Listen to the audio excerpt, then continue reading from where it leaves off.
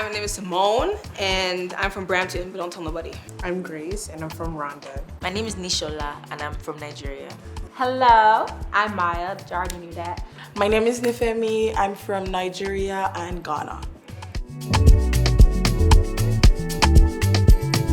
I would say, yeah, I do have multiple aesthetics. If you're asking my mom, maybe not. If you're asking some random on the street, probably. Oh, 100%. Yeah. But I think no. Yes and no. I think Maya has Maya's aesthetic. But I think me as a person, I tap into different aesthetics. And as much as I can adapt and tap into those, they all come together to be my aesthetic. Yes, 100%. Today I'm wearing baggy pants. The next day I'm wearing skirts. I would say that being a woman changes it a lot. If I was in this outfit and I was a man, we would have a different conversation. But ultimately, I think when we think of black people, like I'm wearing Tim's, I'm wearing a Lauryn Hill jacket. Like, to me, it doesn't get blacker than that. Right. For me. But getting older and becoming a young woman, it changes the parameters of how black, in my context, you can be. 100%. I feel like every day I get different comments. Today is, oh my god, you look so Y2K. It's like, oh my god, I love your streetwear outfit. Today is like, you look like you're going to a reception. I'd say I can dress like girly, feminine, a cute skirt, whatever. And then the other aesthetic is like boyish, the big pants, the big oversized clothes,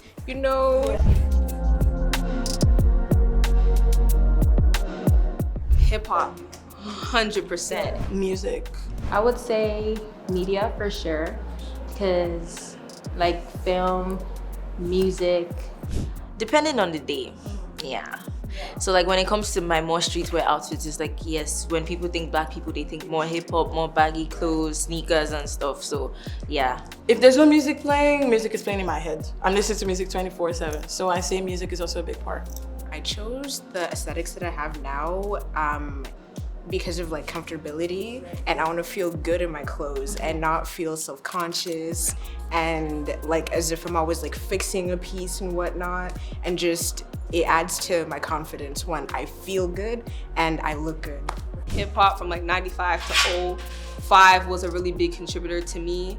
And I just kind of love the confidence that hip hop presents, honesty, talking your stuff, and they showed that in their fashion. And I'm developing my life. I was around 14 at the time. I took on those things because I wanted to be as confident as they were. Think of like cartoons, how their character always has that one like outfit, and every episode you see it and you attach that person to their outfit. So I just think like it's things like that that really emphasize like representation. And so when it comes to tapping into different aesthetics, I feel like I'm attaching myself to whatever I feel like would be best if it's stuck on me. You know what I mean? Right. So if I had to live in this outfit forever, I would. You would. Every outfit I put on, that's how I feel. It's like it's my character, you know? Yeah.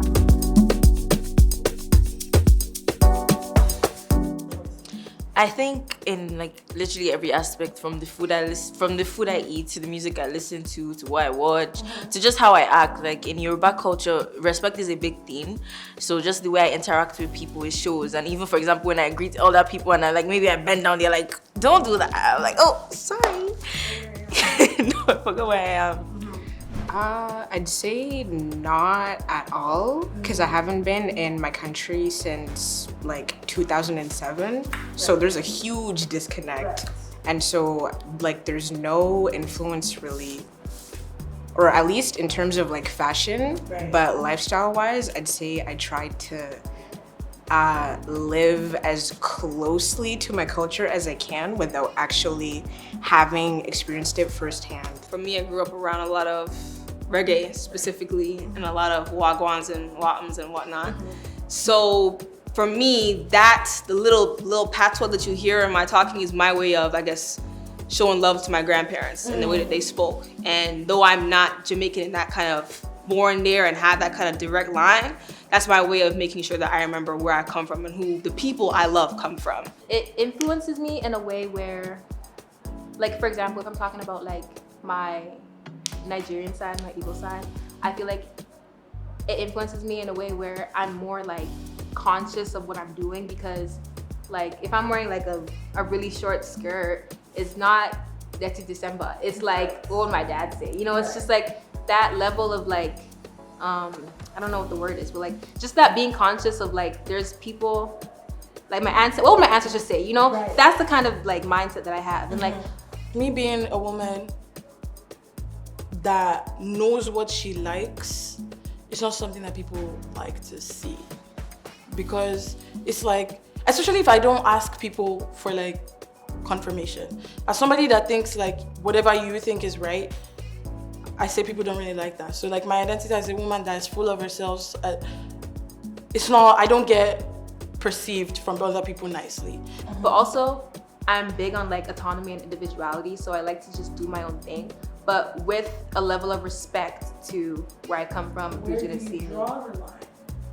I draw the line at comfortability. So if I feel as though I'm not comfortable in this, I wouldn't wear it. If I feel like I'm not comfortable with how my ancestors or my parents or my family would perceive me, then I'm not comfortable. If I feel like we're all comfortable with this, then we're all gonna be comfortable with it. Yeah. Because I'm a Black woman first, unfortunately, we're at the bottom of the barrel when it comes to society.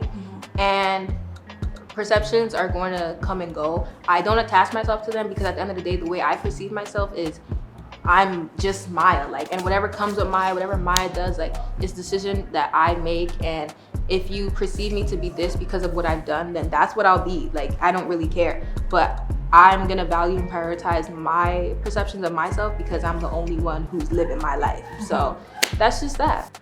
I wouldn't say so, because I feel like people always have this idea, like what you wanted to do with this event, how people think Black people is a monolith, but it's Blackness is a monolith, but it's not.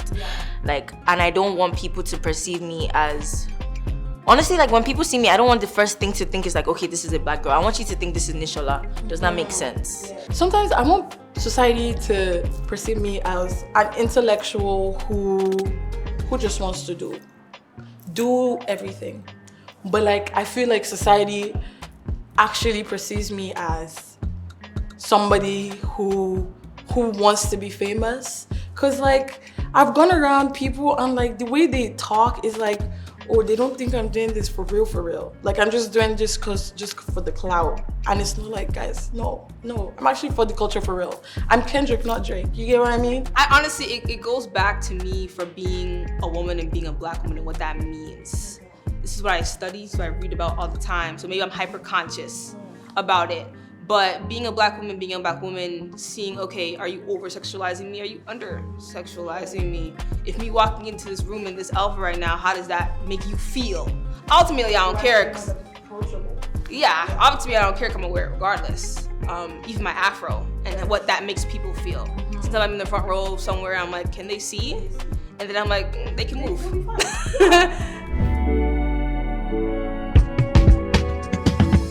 Embrace it. Definitely try different things, be open to trying different things, and just the whole journey to finding your true self is like, it's a long process. I would say don't try too hard. Try not to let the stereotypes dictate who you are. And if you like something, then try it, and don't let outside opinions like deter you from being who you want to be and being the best version of yourself. Embrace it with open arms, because then you never know what else comes with that. But I'd say anytime you feel like a change is coming, because change is always going to come, but every time you feel like a change is coming, embrace it and don't deny it. But just be authentic to yourself and don't fixate on things. Just let live. Just let live and let go. And you'll find your way. You'll find your path. I promise. I feel like Black should be like water. It should take up the container from which it's in. So people shouldn't try to be Black. People should just let Black be whoever they are.